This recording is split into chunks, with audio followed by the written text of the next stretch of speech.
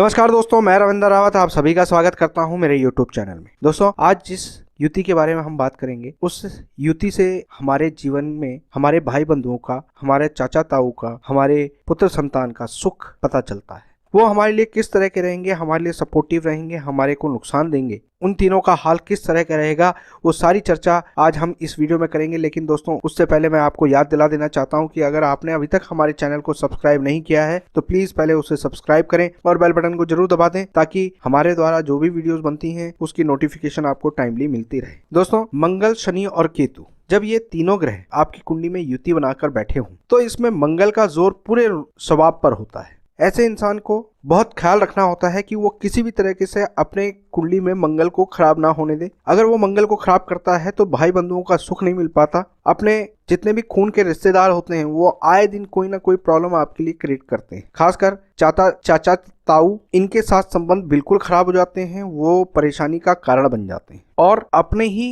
संतान से ऐसे लोगों को कष्ट का सामना करना पड़ता है। वो आपे में नहीं रहती है। जो भी पुत्र संतान की तरफ से एक्सपेक्ट करते हैं वो चीजें वो पुत्र संतान दे नहीं पाता। अब लाल किताब ज्योतिष में इसको कहा गया है कि शनि यहाँ पर मकान है, मंगल यहाँ पर उसमें लगा हुआ नीम का पेड़ है और वहां पर वो पल रहा केतु वहां पर दरवेश की तरह एक पहरेदार है। तीनों का अब फल ज्यादातर नष्ट होता है क्योंकि इनके तीनों ग्रहों के जो आपसी संबंध हैं बहुत अच्छे नहीं रहते। यहाँ पर मंगल का प्रभाव सबसे ज्यादा एक्टिव होता है, शनि अपना दंड देता है और केतु पर इसका सबका असर जाता है। दोस्तों, जब ये कुंडली के पहले घर में योग बन रहा हो तो यहाँ पर ऐसे इंसान के स्वभाव में बहुत गर्मी होती है। ऐसा इंसान अपने घर में बड़ों की भूमिका निभाता है। उसके आदेश को जो ना माने, उसके फरमान को जो ना माने, उसके साथ वो नेगेटिव हो जाता है, उसके खिलाफ खड़ा हो जाता है। ऐसे इंसान को सनकपन बहुत ज्यादा होती है, दूसरों के काम में कमी निकालना ऐसी उसकी प्रवृत्ति हो जाती है। हर काम की गहराई में जाकर नेगेटिव थॉट्स पैदा करके वो अपने ही घर में, अपने परिवार वालों में, अपने भाई बंधुओं में एक नेगेटिव माहौल क्रिएट कर देता है। दोस्तों, ऐसे लोगों को जिनकी कुंडली में पहले घर में मंगल, शनि और केतु का योग बन रहा हो, उन्हें शराब, अंडा, मांस, मच्छी से सबसे ज्यादा दूर रहना चाहिए और 48 साल से पहले मकान नहीं बनाना चाहिए। जब मौका मिले वो कुत्तों की सेवा करें। 100 कुत्तों को एक ही दिन में भोजन करवा दें तो बहुत उत्तम रहता है। जब ये युति आपकी कुंडली के सेकंड हाउस में हो तो यहाँ पर वाणी पर कंट्रोल रखें। अपनी वाणी के कारण आप हमेशा चीजों को खराब कर सकते हैं। अपने भाई बंधुओं के साथ, रिश्तेदारों के साथ ताने वाली बातें ना करें। जितना रूखा आप अपनी जबान को रखेंगे उतना आपके रिश्तों में खराबी आएगी। पुत्र संतान आपके खिलाफ खड़ी हो जाएगी। आपकी लाइफ में फ्लैक्चुएशन वाली स्थिति हमेशा बनी रहेगी। रुपए पैसे के हालात कभी बहुत चमकदार और कभी एकदम मंदे ऐसे हालात हो जाएंगे। यहाँ पर खास तौर पर आपको ध्यान रखना चाहिए, जब भी आर्थिक दिक्कत हो तो बताशे मंदिर में देते रहें, माथे पे कच्चे दूध का तिलक लगाएं और अपने घर में झूला ना रखें। दोस्तों, जब ये कुंडली के तीसरे घर में युति बनती है तो आपको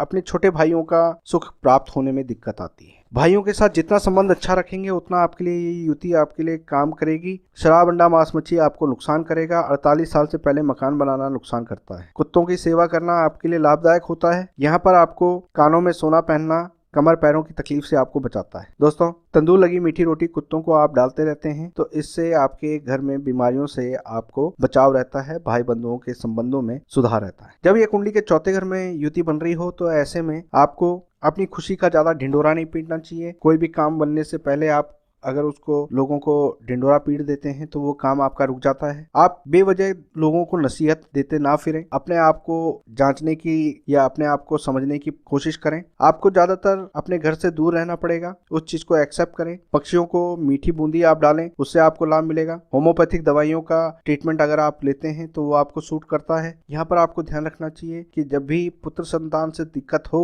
तो उस समय 4 नींबू बिना दाग वाले आप जल प्रवाह करें तो उससे आपको लाभ मिलता है। परिवार के साथ परेशानी आ रही हो, भाई बंधुओं के साथ संबंध खराब हो रहे हों तो ऐसे में कुल्हड़ में शहद भरकर वीराने में दबाएं। कुंडली के 5th हाउस में जब ये युति बन रही हो तो आपके घर में मिसकैरेजेस बहुत ज्यादा होते हैं। आपके अपनी संतान के लिए भी दिक्कत आती है। घर में बड़े बुजुर्गों में कोई ना कोई हकीम, दवा, इन चीजों से कनेक्टेड होता है। आपको नीम की सेवा करना बहुत लाभदायक होता है। अगर आप शराब, अंडा, मांस, मच्छी का परहेज नहीं करते हैं तो आपको संतान में दिक्कत आती है। 48 साल से पहले मकान बनाना आपके संतान को बिल्कुल बुद्धू के तरह से बना देता है। उसका अपना दिमाग कमजोर हो जाता है। अगर आप कानों में, माथे पे, नाभि पर केसर लगाते हैं तो उससे आपको लाभ मिलता है। कानों में सोना पहनना आपके लिए विशेष फलदायी होता है। कुंडली के छठे घर में अगर ये युति बन रही हो तो संतान के लिए तरसना पड़ता है। जितना आप नया लोहा चमड़ा खरीदेंगे उतना आपको नुकसान होता है। आप खुशी का ज्यादा ढिंडोरा पीटते हैं तो आपको नुकसान होता है। मीठा बांटना आपके लिए यहाँ पर नुकसानदायक होता है। अपने संतान के जन्म के समय पर मीठा कभी भी ना बांटें। कमर पैर नाभि के नीचे के रोग आपको परेशान करते हैं। ऐसे समय पर आपको कुत्तों की सेवा करनी चाहिए। बंदरों को आप गुड़ चना खिलाते हैं तो उससे आपको लाभ प्राप्त होता है। कुंडली के 7th हाउस में जब ये युति बनती है तो आप अपने कर्म पर जितना भरोसा रखेंगे उतना आपको लाभ मिलता है।